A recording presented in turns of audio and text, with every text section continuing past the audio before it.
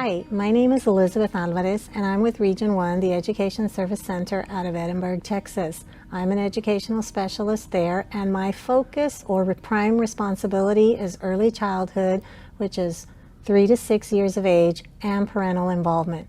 So I'm here today to talk to you about 3 areas. My focus is titled, It's My Breath, My Control, Me. So the 3 areas that I'd like to discuss with you will be balance, breath, and tapping. Did you know that there are 84 different ways to use the word balance? For today's session, we're going to focus on one way of using balance. Balance is having just the right amount of equality in order to achieve harmony and evenness. In our lives, we have so many activities that require that we balance everything so that we get a sense of accomplishment and happiness. Accomplishment and happiness, those are emotions. So it requires that we balance our emotions so that our body, mind, and behavior are positively impacted. Did you know that we can experience over 34,000 emotions? Once we experience those emotions, it takes 6 seconds for those molecules of emotions to get reabsorbed into our body unless we reactivate them. So how do we reactivate those emotions? We replay them in our mind, and we don't want to replay those emotions. We want them to get absorbed so that they pass. Life becomes an emotional roller coaster, and when life is an emotional roller coaster, our body begins to feel different sensations, and we experience different reactions from it. Let's look at when we get angry. Our body tenses up. Our fists may clench because we're angry. When we look at sadness, there is decreased movement in our limbs, but there is increased movement in our chest and in our head. Let's look at 2 strategies that we can use to restore balance and have control over our emotions. The first activity that we'll be able to do is called the 5-4-3-2-1. So this is an activity that makes use of our senses, and this is how it goes. 5 things that we can visualize. We will take a look at 5 things in our environment that we can actually see. And if we can't see 5 things, we will imagine what we would like to see.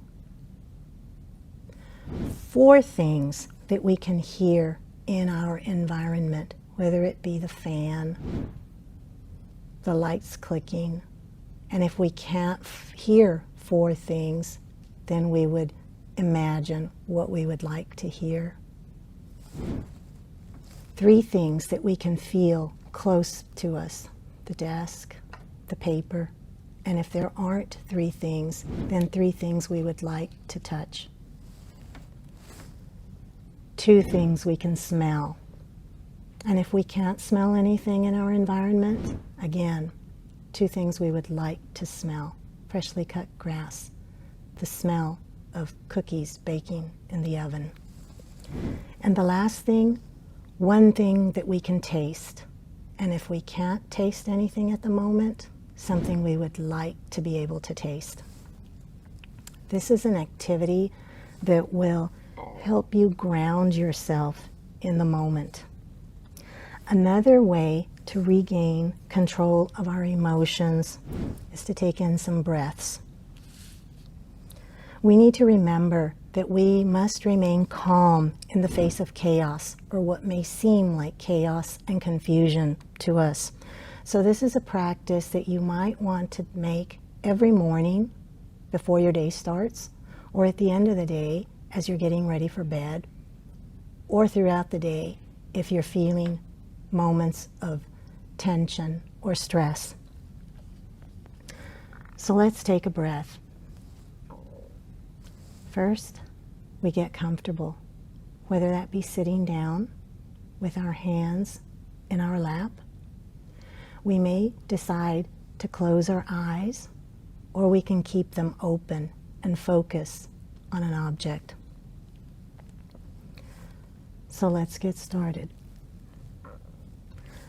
We're going to take a long, deep breath in through our nose and exhale through our mouth, similar to this.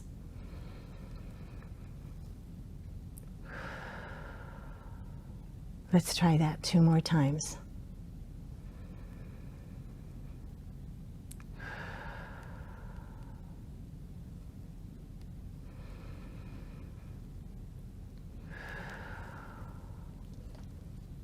Now we're ready to face the day and what may come our way. And we ask ourselves, what do I want to do if a situation arises? Do I want to react, or do I want to pause and take a breath? If you're willing to try something a little more different than breaths, there's the practice of tapping. Tapping is a relaxation technique that is based on the principles of acupuncture. It focuses on meridian points of the body. There are actually 12 meridian points on your body. However, for tapping, we will focus on 9 of those points.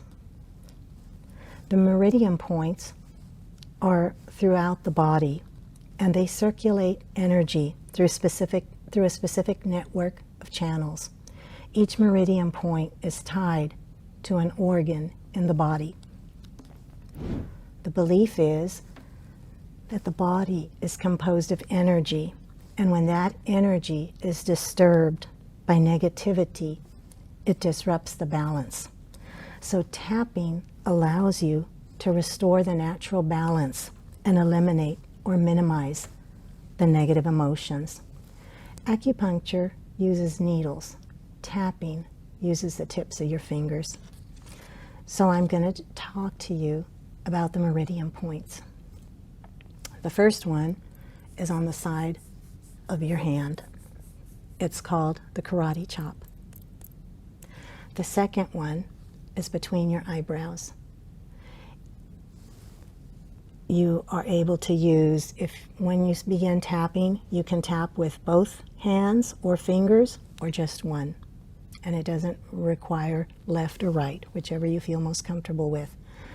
The third tapping point is right on the temple, right by your eyebrow.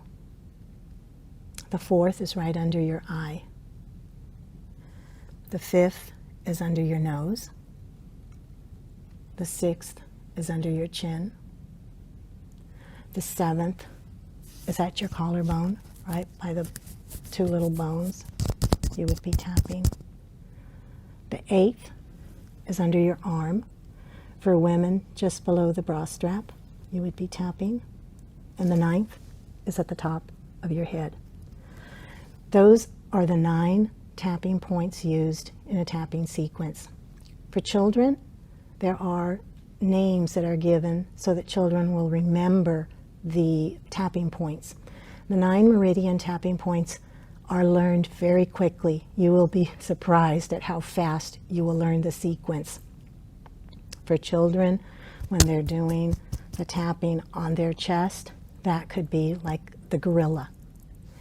The top of the head, it could be like a monkey. This, of course, is karate chop. A lot of kids know karate chop. So this is how tapping goes. You take a deep breath before you begin your tapping. You're under a stressful situation, and so you take a deep breath and you rate the intensity of your stress from 0 to 10. So let's say that you decided that you're at a 6. That's the level of your intensity. You must come up with a statement that you will repeat to yourself as you are tapping. So let's say that you are nervous. You will say to yourself, even though I feel nervous, I can do this. Your tapping will be 7 to 10 times on each meridian point, but it is not necessary for you to count all those taps. You just tap as you feel comfortable. Even though I am nervous, I know I can do this. This nervousness makes me uncomfortable. My nervousness is just a normal part of what I'm going through.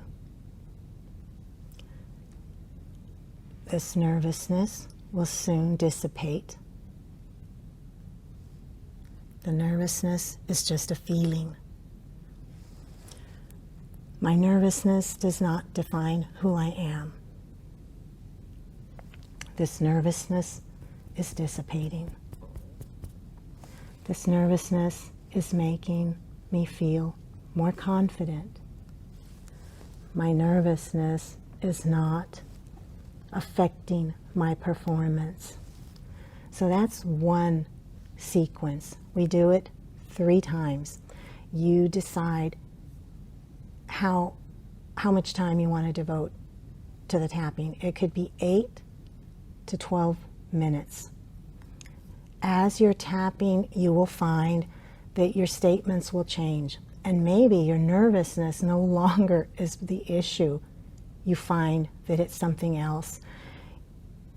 Your statement defines the issue, but acknowledges you as the person and your capabilities. So if we want to try it one more time. I am nervous, but I'm okay. This nervousness will not get the best of me. My nervousness is slowly dissipating. My nervousness is not defining who I am. I feel confident even though I am nervous. As I go through my day, I will experience positivity even though I have some nervousness attached to it. My nervousness is just part of the human process. My nervousness will not get the best of me. My nervousness is slowly dissipating. So that's 2.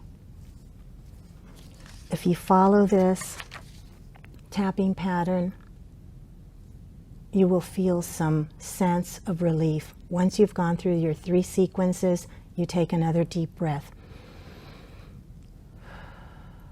and you rate the intensity. The hope is that you have gone down. You rated it as a 6, and now you feel that you're possibly at a 4 or a 3. Hopefully, you're at a 1 and you feel confident and you feel good about yourself. Tapping is an area that has been around, as a technique that has been around for a long, long time. It isn't anything new, but due to COVID, the pandemic, and students and everybody who got their environment switched on them, we found that research has stated that students, caregivers, parents, adults, teachers began to experience a lot more anxiety, sadness, isolation, depression. And tapping was tapping into those meridian points that are attached to the amygdala, sending like good vibrations and restoring your natural balance. Tapping is also an uncomfortable strategy or technique for many people. This strategy, if used on your own in the comfort and privacy of your home, is fine.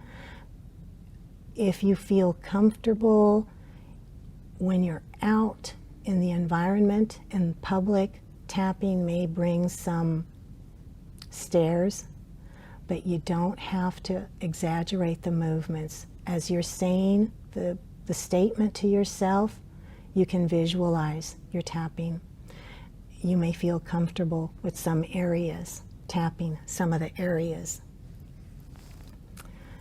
In a group setting with students who are feeling anxiety due to a test that may be coming up, the teacher could lead the group of students through a tapping sequence.